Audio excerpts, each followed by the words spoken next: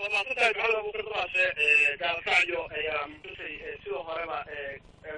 ما أنت لكن أعتقد قال كعيو يحرم تقبل كمون يا سبحان الله dadka qaarkood ba iyo waliba dadka isla dhexmaraya ilaa haatan isla dhexmaraya waxaa ka taagan xiisad u dhexaysa labada maamul ee Puntland iyo Galmudug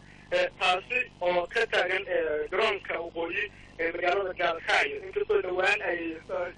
Puntland ay sheegeen 15 bisha Abriil in ay balaarinayaan dhismaha garoonka magaalada Gaalkacyo taasi oo ay ka qayb qaadanayaan dowladda Imaaraadka iyo dowladda Soomaaliya haatan xiisadu way taagan tahay maxamedow dhanka Puntland guryo u dhawaa oo ay lahaayeen maamulka Galmudug ay halkaas burburiyeen marka xiisada halkaas ka raas maxamed hadda waxaan saaran midna marka xiisadu maxay salka ku haysaa oo labada maamulba ay isku haystaan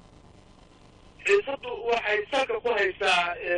15 bishan Abriil ayaa waxa lagu ballamay dowladda Soomaaliya iyo dowladda Imaaraadka Carabta in ay balaariyaan dhismaha garoonka ku yaala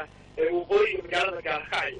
Galmudugna way ka soo horjeedatay oo dhul ay lahaayeen Galmudugta ayaa waxaa cagta mariyay maamulka Puntland kaasi oo dhawaa garoonka waqooyi magaalada Gaalkacyo oo la filayo 15 bishan in dhismahaasi ka bilowdo laakiin Galmudug ka soo horjeedatay ciidamada hadda dadka qaarkood oo aan